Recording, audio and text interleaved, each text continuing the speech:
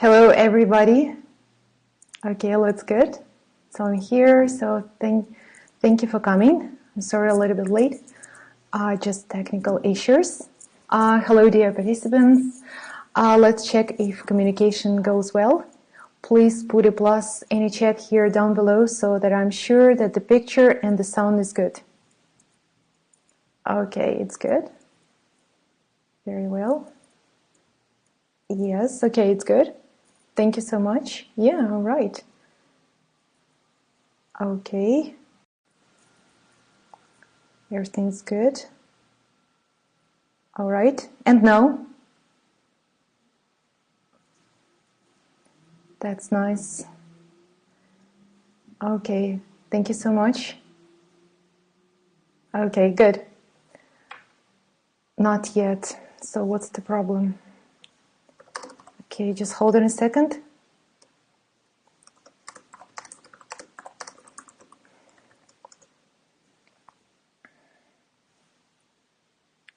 Hooray. Okay, good. So, I don't see any presentation. It's here. It's right here on the platform. So you can see in here the presenter, but not the presentation. Here's the presentation. That should be right here.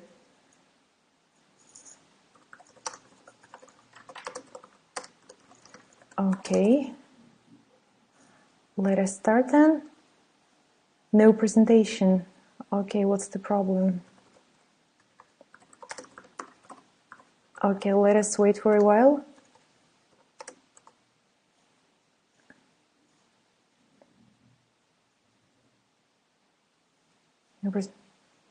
Okay, no presentation. Okay, same problem, right?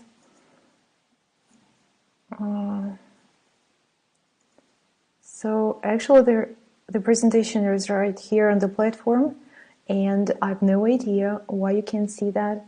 Okay, you're back, great. Yeah, thank you so much, I'm back. Yes, I'm technical-ish. So, but no slides. All right, let's just reboot it. And now, so the presentation is back, and I would like you to put a plus here in our chat down below if it is visible or not. Still nothing? Okay. Oh, now it's good, right? Yes. Thank you. Thank you so much. Then we may start finally. Okay. That is great that you're all here, and if any problems arise, so right here in the chat, and the moderator will help you to cope with them. And if everything is good, finally, let me begin our webinar. My name is Mira, and I'm a methodologist at Skyeng.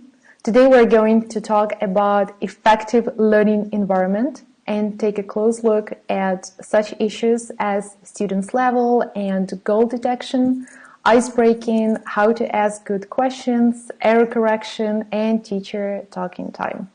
So, and such questions are urgent for any level and type of lesson, whether it's online or offline, whether it's individual or group class. So the duration of our webinar is around 60 minutes, and it therefore consists of the main body and your participation, and that is questions, discussions, comments. So if you have any questions during reporting, you can write them in a special section which is called Вопросы, and it is about the presentation. Well, if it's possible to get the record of a webinar, yeah, sure, that is on the website, that is on the YouTube, so you may head over there after the presentation is over and get the record. Oops, yes. No idea what's going on actually, so everything was fine before that. So thank you so much, and here we're at slide number 1, and let's get started then. So everything is much more effective, well actually if it's supported by the established goals, of course. So today our goals are as following, namely to develop learning and higher order thinking, to promote imagination, speculation, creative thinking, to teach a suitable challenge level, and how to correct mistakes, and how to reduce teacher talking time, and given instructions. And we are moving On to the language goals. Well, on the first questions that students ask us is, how long do I need to take classes to be able to speak English, right? The problem is that isn't the right question to ask. So what do students mean by when they say speak the language? Do they mean being able to order a coffee, or do they mean being able to hold a conversation about some existential philosophy? What do they mean by that question exactly? So knowing what to expect when learning a language can help the learners to avoid frustration, because they usually have it. And they can result from having some unrealistic or unclear idea of their progress. So check out the following questions below to learn how to clearly understand their motivation when learning a new language by setting exactly realistic and achievable goals. Yeah, not problems. Absolutely. So I didn't have one. My experience shows that adult students are motivated to learn when what they study is related to their individual goals and needs.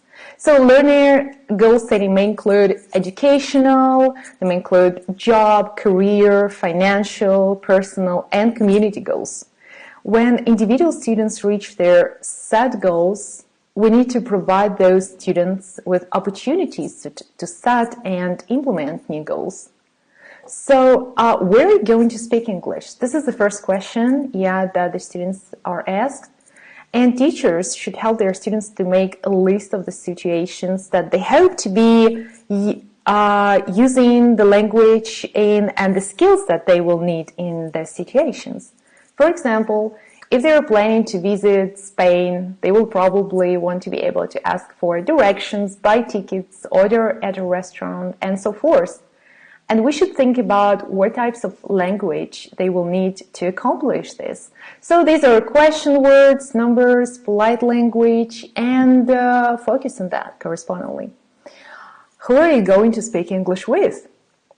They may use English at work, at home, on social networks, random native speakers, while traveling, and how often? What topics, what problems did you have? So I want you to share your experience and write please down and share the problems that your students usually talk about. If it's grammar, pronunciation, comprehension, speaking, lack of vocabulary, probably, or fear to talk, probably fluency. Okay, waiting for your answers. So what are the most frequent problems your students mention when they first come to you and share their experience? Okay, any ideas? Can see anything yet? It depends here, right? Like a vocabulary more.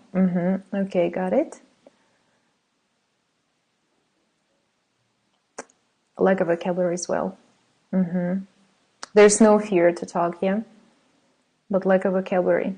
That's what prevents from understandable speaking and comprehension. Have trouble speaking on the spot, exactly. So that's what, from my experience as well. Lack of practice. Word grammar pattern choice. Agree. Sometimes fear, lack of knowledge of grammar. Absolutely. So my students' answers also vary much, but they usually say that I can speak on the spot. Yeah, I can understand, but I can't speak back. That's true. Exactly. Very little vocabulary. Yeah. So that's true. Pronunciation, even pronunciation, that matters. So I think we should get a closer look at that. Difficulties in comprehension, and even if they do that correctly or no problems occur, they still have problems with speaking back. Frozen. I'm so sorry. So if I'm frozen, and now if everything is okay, so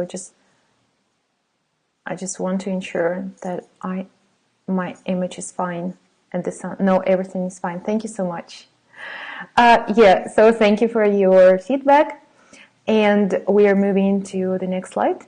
and let us see the first building goal setting and what it looks like. Here you can see some, that is actually the answer they usually give to you, and a lot of people ask me if it's possible to sound like a native speaker or fear of mistakes.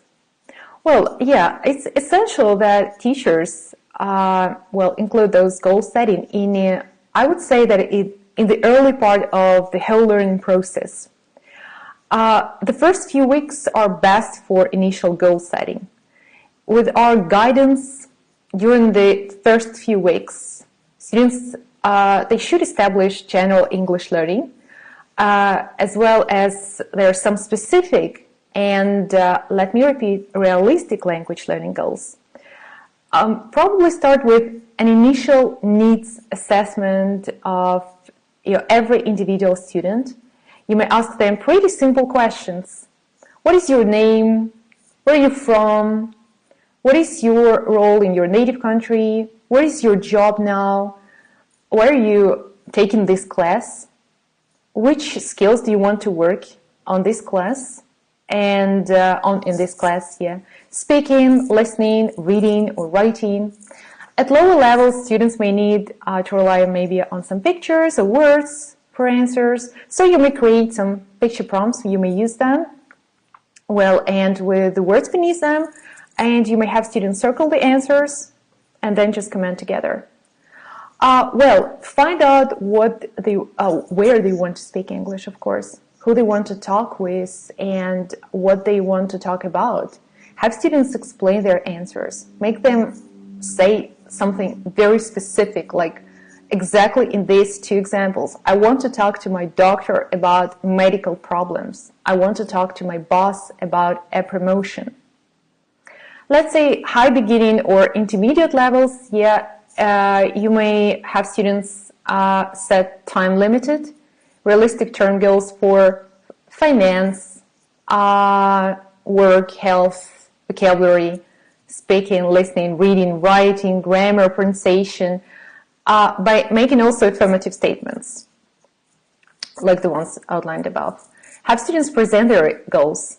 Life skill topics, they lend themselves well with goal-setting activities. It's like work, money, family, community, etc. So ask specific problems to guide students in determining which areas they need to work on. Begin by asking guiding questions and then have students respond to specific questions. Okay, what are the guiding questions? What is your job now? What job do you want to have in the future? What are the steps to get in there? What can you do at this class during this month, this week, to help you reach your goal?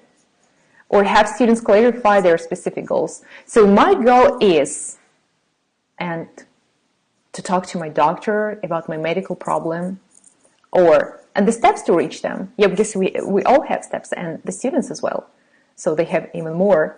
I need to learn the necessary vocabulary and conversation. Well, you may simply create dialogues, role plays, problem-solving activities, and vocabulary, some vocabulary exercises, grammar exercises, reading, writing activities, whatsoever. Will be, handy. Yeah. So I will learn. They will basically say I will learn 20 new vocabulary words or phrases I can use at my job. I will have a conversation with my boss, or I'll make a budget and stop eating out, and I'll save $200.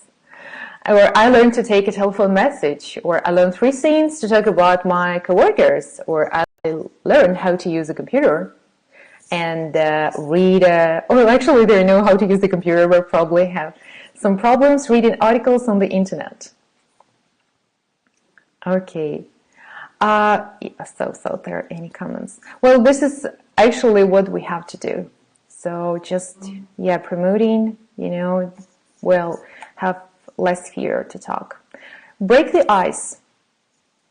Well, actually, the first few minutes of any English class are very, very crucial. And they're crucial for setting the tone of the whole period. So it's important to start with just some bang. Most students might be coming to class after a long day, you know, yeah, because usually classes start in the evening, late evenings. They may be sleepy-eyed, we're a little bit drowsy, so we want to get them engaged, of course, and energetic. And it might be, you know, it might be a little bit challenging for us, yeah, but we like challenges.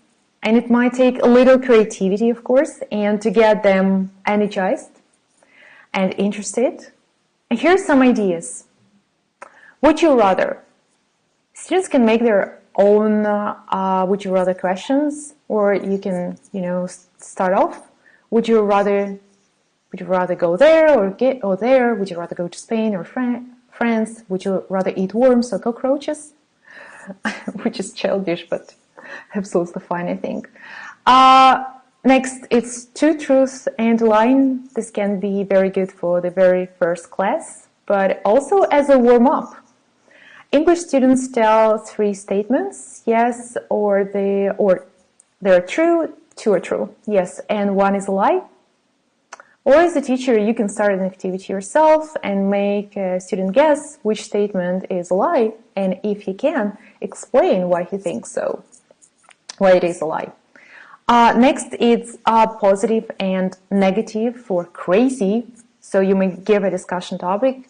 Well, actually, you have one already once you start a class. And tell them negative, and they must make also negative statements about the topic. For example, Facebook decreases productivity at work, which is true. And crazy, it can be anything, like my sister spends 6 hours a day on Facebook, like this. Okay, finish the sentence. We write, or probably like on Skype, yes, on your messenger, half of the sentence or statement, or do it orally, and repeat to make a few different ones. And students read them out loud, and then they finish the sentence. And to really get them going, time them for 30 seconds and make them talk the whole time. And get to know your games. So this game could be a game like Guess Who? Yes, when you just have to give such responses, yes, no, yes, no only, and or who did it? Yeah, when you just, you know, maybe you think about some celebrity or maybe some invention, and then you ask questions or make your students ask you questions. Well, this is, yeah, I love this one. Thank you so much. Next one is story starters. Well, and story starters, well, they're really good to know you icebreaker. This is also one of the icebreakers. And it helps your students, I think, share their stories about themselves. For example, you start learning traveling. So you see the picture of the girl, yeah, and she's standing on their own, suppose standing on their own, they're hitchhiking. So you may ask your students questions such as, where's she going? Why is she hitchhiking? Is she running from something or someone? Or is she running to someone or something? Or what's her story? Yeah, or once upon a time, my favorite place I ever went to is, they can even make up 2 or 3. My silliest thing I ever did was, oh, that's a nice thing. Or my ideal vacation is, or my dream vacation is, yeah, because, well, it's usually some, you know, yeah, something that you're just dreaming about. The craziest thing I ever did, or if my life were a book, I would title it. I love this one. It's really good. Yes. And you can also come up with many more. Do you have any ideas on story starters? Share if you have ones. Maybe you have your faves. Then also please share.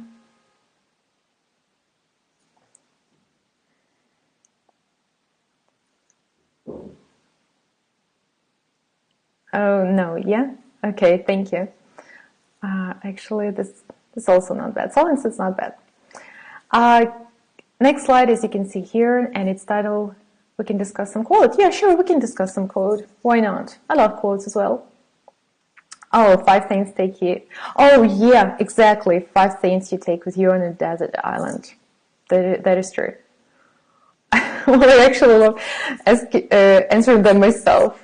Yeah, like, what would I take with me? So if you could be invisible for one day, what would you do? Oh, amazing. I love this one. Yes, good. Really good. Okay. All right, let's carry on. So consider your questions. And a good question is both answerable and challenging, of course. So it will inspire analysis, synthesis, interpretation. It will inspire critical thinking. Well, below are several types of questions and suggestions about when to use each, which kind. So where to begin? Well, experienced teachers learn to prepare a mix of different questions. Those that are easily answered, slightly, yeah, I would focus on that, slightly challenging or highly complex. That can be, you know, a draw on as the discussion develops.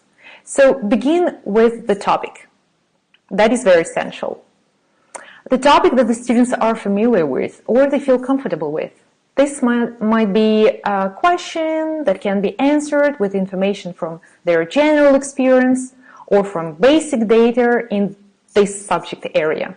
Let's say it's traveling, yeah, or career. Once students are warmed up, because now we know how to break the ice, so ask questions requiring students to explain relationships among the units or information and to form general concepts. Let the discussion pick by asking questions that require students to apply concepts and principles that they have developed to new data or different situations. So here are some types of questions that tend to facilitate thoughtful and sustained discussions.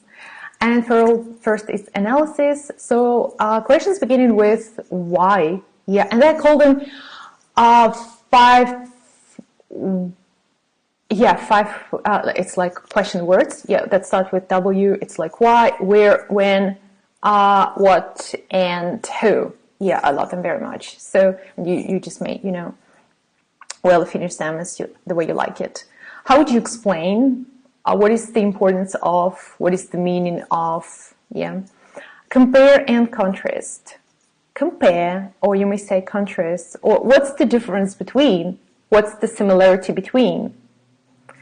Cause and effect. So what are the causes of? What are the results of? What connection is there between? For example, what's the cause of her disease and why she looks at herself in the mirror? Clarification. Oh, you just want to clear some things up. Yeah, and you start questioning what is meant by or explain how.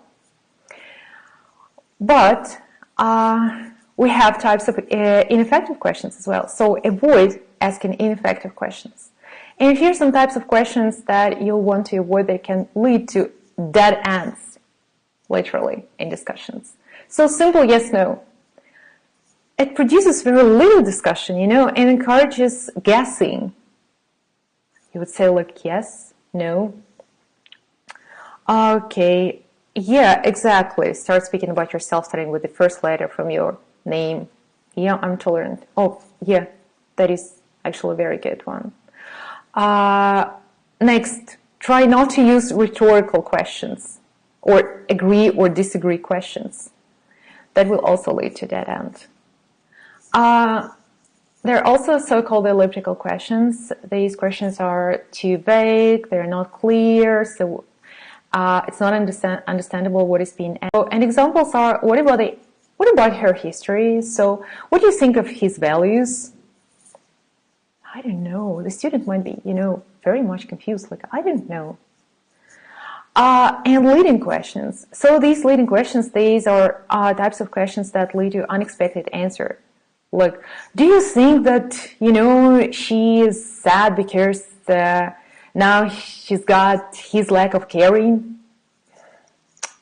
Students might be very confused. And slanted questions, these are questions that closes down students who may not agree with this assumption because they have their own opinions. And then you may ask, why is this so unfair? The student, I don't know, I think this is fair. What are you talking about? Well, yes. Okay, thank you. Next one is less is more. So what's called less is more? When we are talking about this idea, less is more, and in order to use this idea for commenting, so limit your comments. This may mean a certain number of comments. If you limit yourself to a specific type of comment or a specific number of comments, your students will be less overwhelmed by your feedback. Additionally, keeping comments short is very helpful. And these comments are outlined down here below. That is like correct, right, yes, thank you, yes, that is right. Or simply, okay, all right. Yes, this is just what I wanted. So what are your less is more practice? What's your favorite ones? But actually they're pretty much the same. And so leave also sufficient time wait for after asking a question. So before answering it yourself, you may, yeah. But give them time to think. Don't forget about it. Silence is okay, really. So, and avoid repeat, reward for responding, because you might really be willing to respond immediately. But so that means student might be even more confused. So this prevents them simply from evaluating their own responses, and it interrupts their thinking process. So these short comments, that is more than 2 sentences. Yes, a comment. A comment is actually, I think, like the ones that go beyond the 2 sentences long is less sufficient comment, because students lose interest, they lose comprehension. By the end of their comment, by the end of commenting, yes, exactly, you're commenting, and you've spent too much time with your time on your answer, which is not good, of course. Learning to talk less, yes, that is true. Okay, thank you. So to correct or not to correct. If a student in a language class doesn't want to speak, so I just want you to tell me correct or not to correct. So from your own experience, do you think it's way too normal to correct a student or not to correct?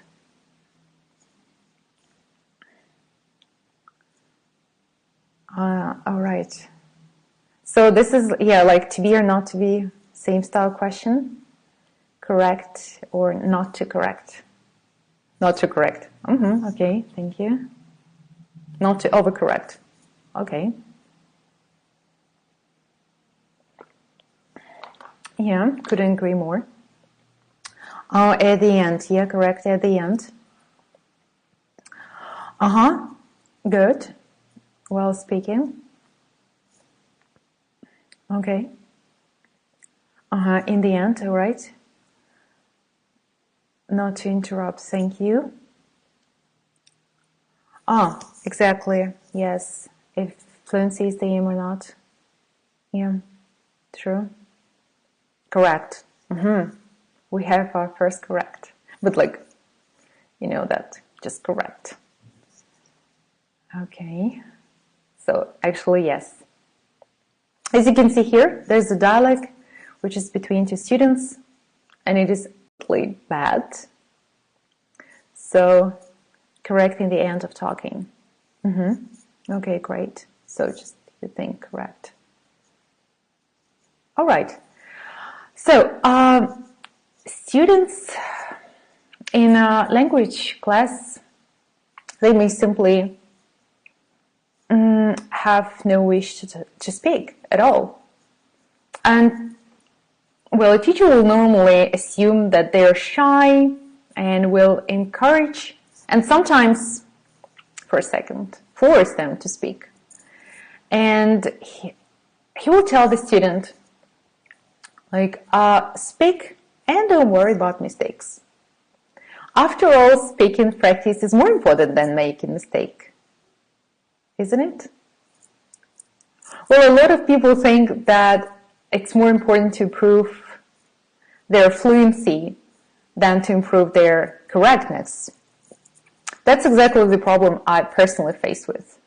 So, and if they follow this path, fluency path, here, after some time they may find themselves, speaking the language with ease, yeah, but it will be largely their own version of their language, not correct language as it's spoken by native speakers.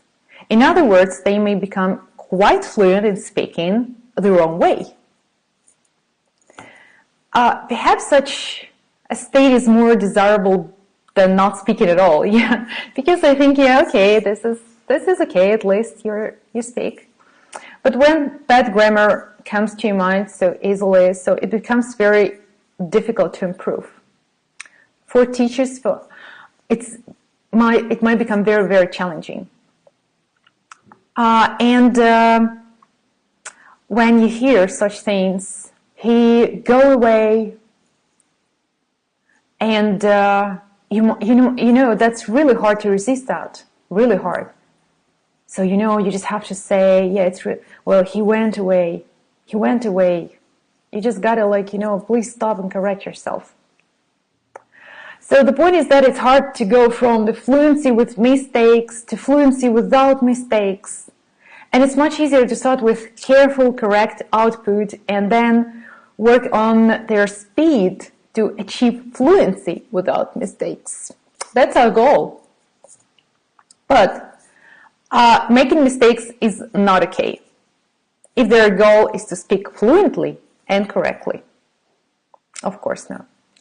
Well, if they're kind of persons who can't help but make a mistake in every other sentence, well, they definitely shouldn't speak yet.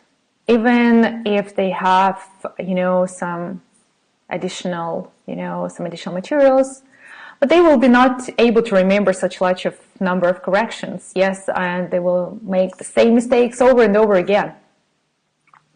Well, we may also help them by just giving really good, reading and listening additional materials, and help them and assist them during the way.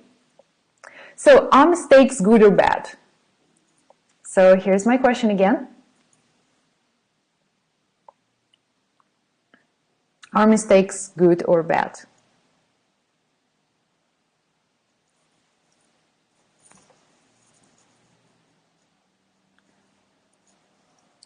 Because we have an opinion that mistakes are good because we learn from our mistakes. Students learn from their mistakes. Okay, good as we learn and try.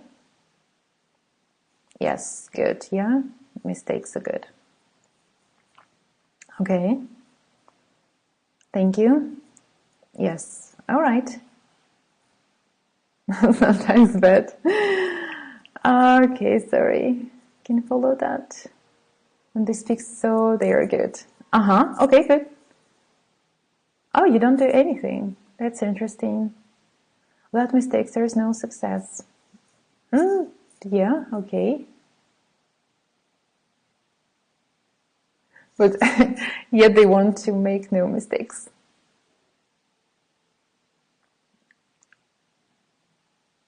All right. Thank you. Okay, we have one more. Should see your progress. You can learn without them. That's true. Yeah, absolutely.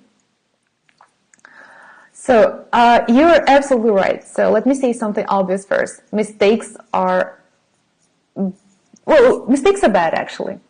So but we learn from our mistakes. Students learn from their mistakes.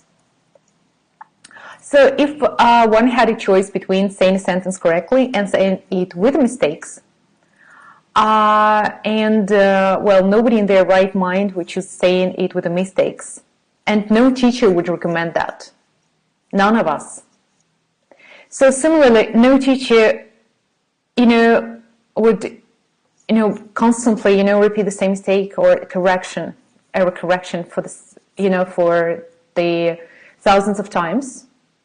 And mistakes, well, of course, they are an inseparable part of the learning process.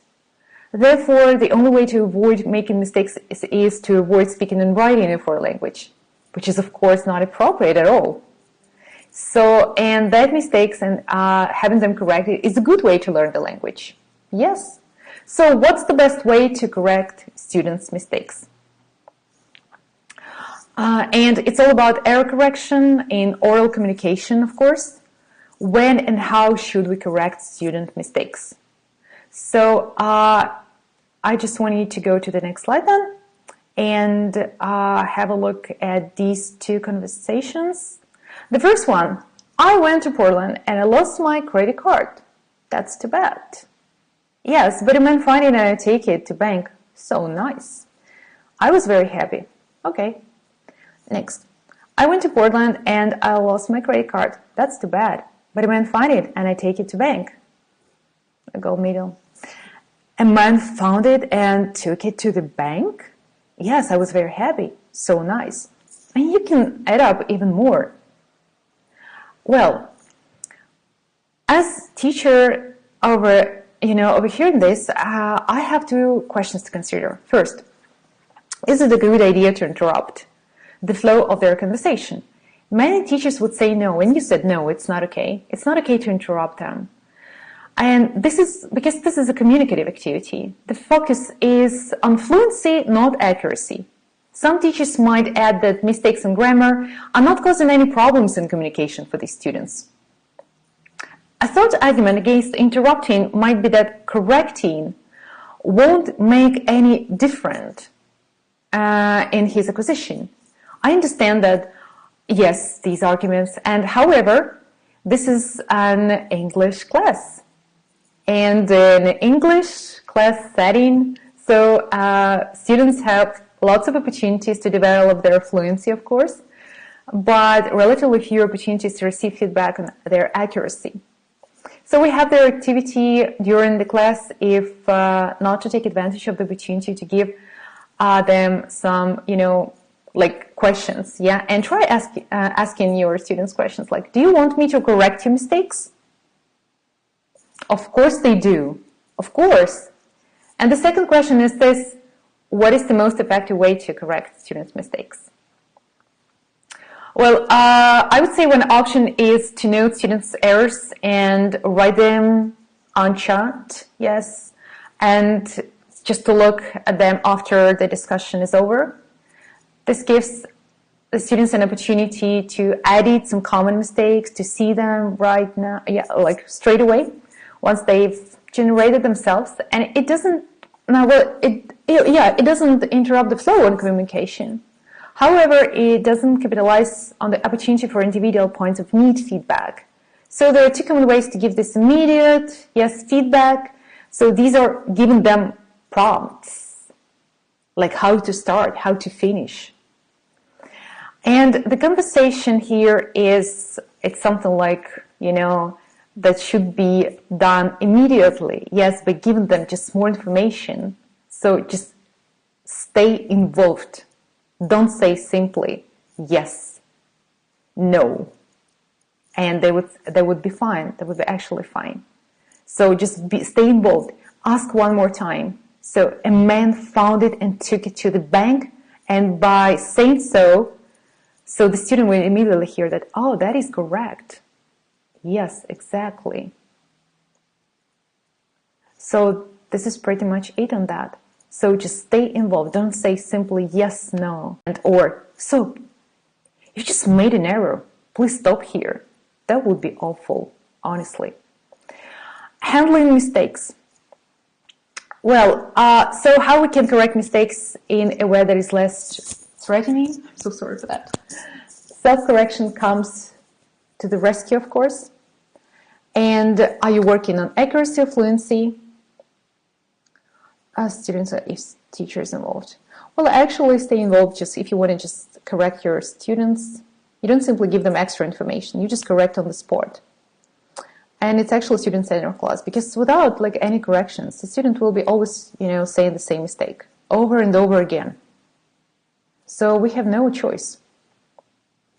Yet it's student-centered class. Are you working on accuracy or fluency? It's self-correction, it's on-the-spot correction, and new mistakes or the same old ones. And if you may see here, that is a pretty nice animated thing. So if you correct someone's mistakes, make sure you don't make a mistake. So you might look like you don't know what you're talking about. So mind your correction. Encourage self-correction. So self-correction comes to the rescue if we want to correct mistakes in the way that is less threatening. And I think by saying so, I would say that this is how it's more student-centered than if teacher is involved. So by simply giving them the chance to correct themselves. So why they should learn it? Because first of all, it trains them to listen to themselves. And it helps them to take responsibility for their learning, of course. So because the teacher is not there to correct them all the time. And of course, we can correct every single mistake. So it helps them gain a better awareness of the language. So they're not just, saying the same, incorrect things in English, but they really get it. Well, I would say that there are some certain techniques. I like the thing. Thank you so much. And that is plain stupid. Well, this is I think, the easiest and my favorite way to get a student to self-correct. And it might be your favorite too if you like acting for students. So when the technique goes like this. Say a student incorrectly uses a verb in the past tense and he says constantly, yesterday I left the school at 5 p.m. All you need to say is sorry? Or what was that? Come again? So, or, making that face, that expresses your confusion is a really great help. Sorry, what?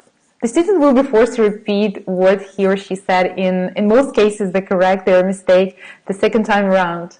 So if the student fails to notice the problem, try further encourage. You said you did what at 5 p.m.? You what? Like this. So this is my really favorite one. Or you may simply write the sentence down and in chat, so as it was said by the student, and ask him or her to find the mistake. Use your gestures. So the problem with a teacher correction is that we need to interrupt the student. Yeah, and I would say that maybe this is time for us to signal that the mistake was done. And for example, if students speak but fail to use the verb in past, I simply wave my hand, backward, or I'm just using my point finger and saying okay, just go back. Yeah, don't stay here. So go back. And students automatically switch to the past tense. So you can develop different signals. You may just take notes. I have actually my signals. They're not here by my computer, unfortunately. Sorry for that. But I have my yes and no signals. Yes, no. Which actually helps this, magnet. I don't know, I simply use them on my refrigerator. Okay. Dealing with interruptions. So this is what we are talking about, our time. Is there anything we can deal with interruptions? Yes, of course. It depends how talkative your student is. I told you about that some students may come to class being very shy, be very confused about what is going on. And if he or she is very talkative, write down what he or she says on Skype as fast as he or she talks. And when he or she is done, post the sentence, on the chat again, comment on the mistake together. So talkative students make more mistakes. Don't correct them all in one. So just choose a recurrent mistake to focus on and dare not to interrupt him. If she's a medium talkative, write down the sentence where there was a mistake and comment on that together. And if he or she is non-talkative at all, don't interrupt him. And typing, keep typing while he or she talks, maybe, because that might be very disturbing. That's true. So when you have a comment to make, first make it orally and then explain in writing, even in writing. So I do not personally interrupt my students a lot. So I very oftentimes type the correct sentences on Skype so that they can see it and they'll look back at it in the future when the class is over. So this way the conversation keeps flowing and they have something to review later on, which I think is very helpful. So if the student keeps making the same mistake or common mistakes, I will address it verbally, of course, and chat about why they're making it. So usually it's literal translation, from their native language to English, and how they say things, yes, in their native language, so they just literally, translate it into English. So this is a very typical mistake.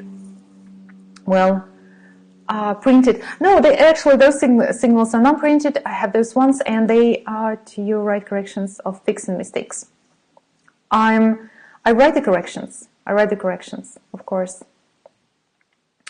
Well, it's important for a teacher to pay attention to such mistakes, and even write those corrections to make sure that we are watching at the same mistakes, because I don't know, maybe he's not aware of them. So most of the time I'm trying to avoid correcting the student directly. And I found that the student very often hears the mistake himself and corrects it next time he uses the word or phrase. So when we perform, read after me. I take notes. I usually take notes. And I repeat 4 to 5 words after the reading. So because I'm talking now about pronunciation mistakes, yes, and some sounds are extremely difficult for the students to produce. So after reading, I make the exercise one of these sounds especially for them, but never more than one sound per lesson. And I follow up on those sounds in the next lesson until this problem is solved, yes, completely. Most students have only, I would say, 4 to 5 sounds that prevent them from speaking in a relaxed way. This, you know them. If I try to teach them 2 or more of these sounds in the same lesson, they never learn. So taking the sounds one by one is, I think, the fastest shortcut to teach them.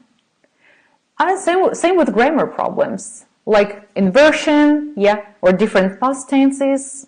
I don't correct them in the moment, but create small exercises for the student. So we pursue the same problem also a little after it's not a problem anymore. I usually also tell the student that I will pause them to make corrections at an appropriate time. If I want to avoid interrupting an important train of thought, while talking especially, it's best to take notes and return to a point. If it's a reasonable time to pause them after a mistake, we can do so. But I'll try to make a mental note of the point that they were making in order for them to return to this point after their corrections. All right. So, teacher talking time, and it's called Cated. So does teacher talking time matter?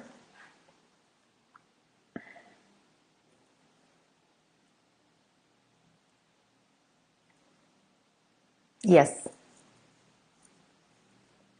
Okay.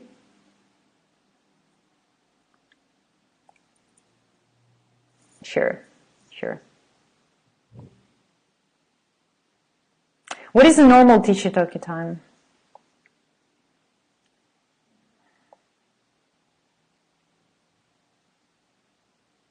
So you may write in percentage. 30. 30, 30, 30. Most answer is 30. Okay, 40. Okay. Okay.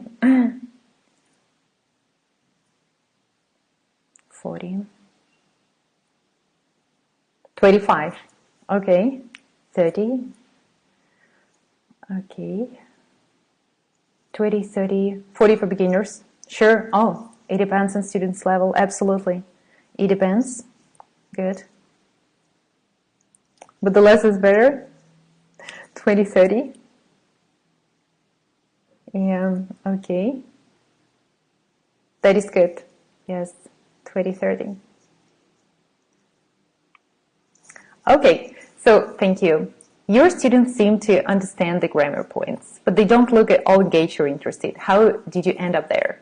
So, you've been given them your tried and true explanations of the difference between will, be, going to, so many explanations, but the realization suddenly dawns on you. So, what was the last time any of your students talked? Hi, student talking time, or actually it's one of the sayings today. Yes, all English speaking. Trying. Yes, what to do so, what to say so. Students expect most from their classes. Well, thanks to the internet, students have more resources than ever to improve their passive skills, of course. They can read articles or bloggings online, many of which are written specifically for English learners. They can also use different resources, YouTube, whatever. However, if they want to get better at speaking English, their best bet is still to take lessons. So let's say in short, students are no longer satisfied, yes, and just to pay someone, yes, to listen to someone talk. So, because they can do that at home for free. Why? So it's just because we have to value their time, yes, and they want to talk them in class, and they also they want to get good feedback on their progress. Let's say for some instructors that would be, like you've mentioned, 70 to 30 versus 30, or even 80 versus 20. So these are pretty normal ratios in your classes. But 50, even 50-50 is the actual industry standard, but I would say that it's just goes down to 30 and 20. Well, what can we do in our lessons to meet our students' expectations to speak a lot and possibly even hit, 80 to 30 level highs? We just can do a lot of things. And so I'm just going to the next slide. And as you can see here, that is called echoing, self-talk, or filling up silence. How was your weekend? Oh, thank you so much. Okay. I went to the beach. You went to the beach? Great. Did you like the movie? No. Why? I thought it was boring. Yes. So this is not really good. So I mean here you just ask the questions. Yes, that the student will, is likely to say yes or no. That's why we need to have a close look at such things as how to reduce teacher talk time, strategies for reducing teacher talk time, and of course, positive uses have to go. Thank you so much. And positive uses of teacher talk time. Well, here you can see these are productive. Yes, productive teacher talk time. First of all, keep your signposts, your directions simple. As you can see here, there's like don'ts and do's. Nothing adds to teach and talk time like complicated and very wordy instructions. So please consider the difference between the following. Like, I think we will do in some practice of the keywords we've just learned, and I want you to have a close look at this, and I'm going to ask you 2 questions, and I'd like you to answer to them. Is that all right? Never. Instead of saying so, you need to say, let's practice these words. I'll ask you 2 questions. And this is it. And the difference is not only like 50-something words versus 9, but also the difficulty of the language used. If you give the first set of instructions to lower-level students, someone with, weak listening comprehension, they're not going to understand you. So you're using grammar, vocabulary that's way over their head. You only end up repeating all those 50-something words when your students ask you for clarification, like, I didn't get it. So then you'll say it again with simplifying it a little. Then you'll eventually end up saying what you should have said in the first place. Something clear, something concise, like the second example. Avoid explanations. Never say, like, oh, I'm just going to give the difference, will be going to, and there was, whenever possible, try to prompt your students with questions to help them, to get the proper answer. Get your students read the instructions themselves. So this is a great for lessons where you use, of course, a lot of extra materials. You use a lot of textbooks, a lot of workbooks, So, and it requires no effort on your part and just giving a simple comment. For example, all you have to say is something like, oh, okay, read this, or take a step further by having them read examples or describe some accompanying pictures, because there are a lot of them. And this helps you build context for the activity, and it will help you to create some purpose. Also, set up your activities and do everything interactively. So let's say your student has to order lunch at a restaurant, and you can set up the whole thing yourself, but that would boost your teacher talking time rather than student talking time. It would also end up being top-down, so it would take less time perhaps, but only the student understand your instructions fully. So instead, setting up the activity with a series of questions will help students establish context and make the activity more personalized for the student, because they will have a say in what it is to be. So some possible questions you could ask in this example would be, what kind of restaurant it is? Where is it? What would you like to order? What questions will you ask? Who are you? Customer? Yes, or I don't know, like someone else who'd be a customer, only a customer in the restaurant. Who's your partner? Could be different. Have your students to summarize. Summarize make fantastic add-ons to just about any activity. For instance, you've just had a discussion with an individual student about some business or brands. Actually, it goes from business English, and have the students summarize the all the opinions presented. Insist on full sentences every time. Sure, it's not necessarily natural to speak only in complete sentences. I understand that, yes, and of course you do so. But if a native English speaker is asked where they go, or where he bought the coat he's wearing at the moment, so he would be more likely to say the mall than I bought at the mall, of course. So, but for boosting your student talking time, full sentences are key. So they also force your students to think about their grammar, their syntax, their vocabulary. Build associations. And also maybe use your body language just to remind to speak in full sentences. Don't talk about yourself. Oh yes, we love doing that. So, and especially when teaching higher level students, it can be very tempting to include, I know, some anecdotes, some asides, so from time to time, but this can be, and be helpful if they have a purpose, of course. And maximize, that role play work. It's really good, I think. So different role plays you may find them, tons of them. And take yourself out of activities do not participate very often, of course. So, because actually your main role is to facilitate. Don't be the center of the lesson.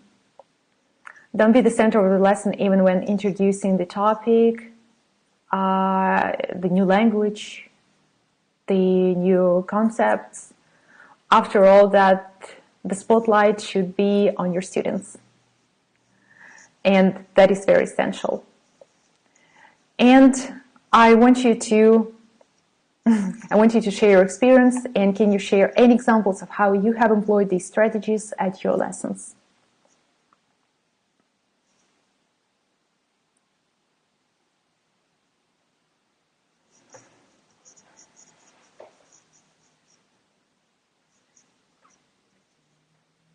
Or probably the ones that you are using in your class.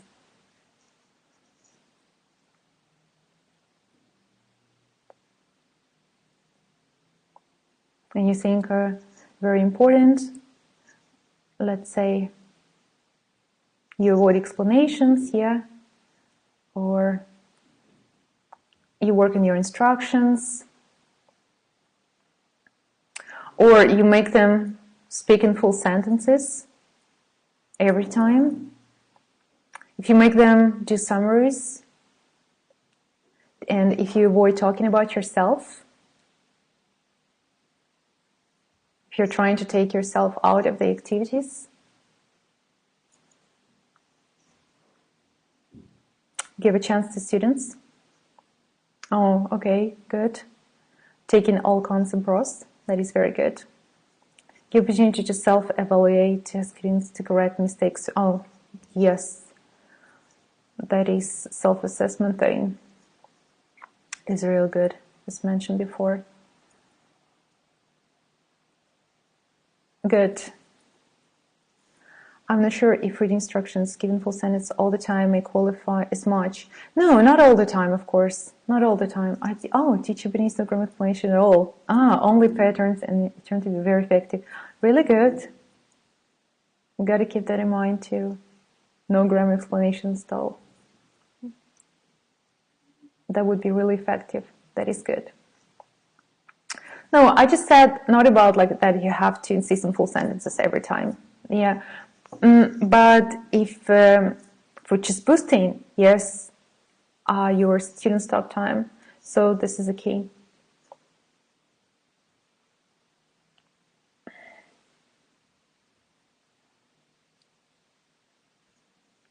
Okay. Yeah, sure, for all the levels.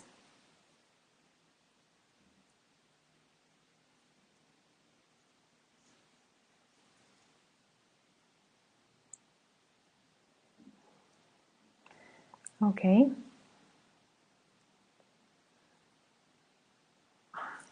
Thank you for everything. Much appreciated. Thank you so much. And the last slide for today is what is your teaching style? And I just want to ask our moderator, yes, to get the survey started. So please rate it. And what are your options? So variant 3 is leading right now. Okay, very good. Okay, many activities involving communication, that is said. Okay. All right. So we have also a couple on grammar focused.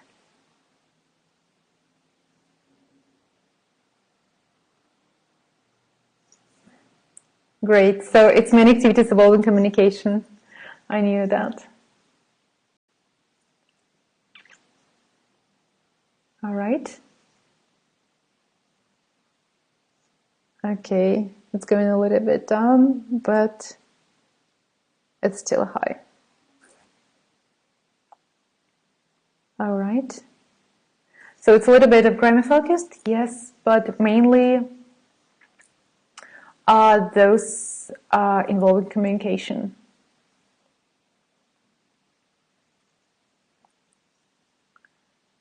errors correction, sentence drill and repetition are not involved at all.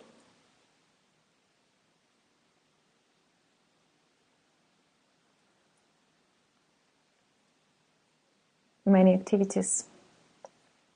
I understand that, yeah.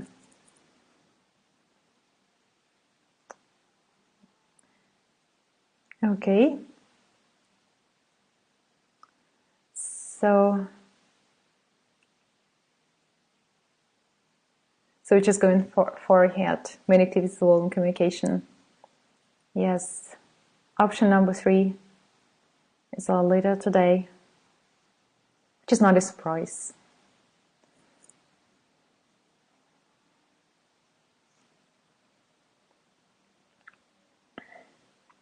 Okay, really good. It's not changing. Thank you. And well, thank you so much for your attention. And on this slide, you can see, so there are some links outlined down below. And this is our school, Skyeng. So you just check out our school and see how it all goes. You can also find us at skytech.ru. And if you want to become a teacher at school, fill out the job application form. And we'll be happy to meet you. Thank you so much for coming. Thank you so much for attention. And hopefully to see you at our next webinar. So talk to you soon. Thank you. Very helpful. Thank you so much. Many activities. Thank you.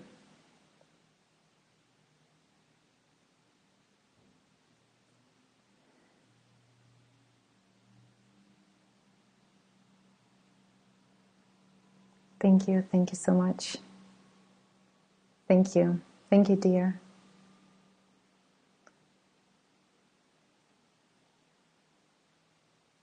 Lots of luck to you. See you. Goodbye. Thank you.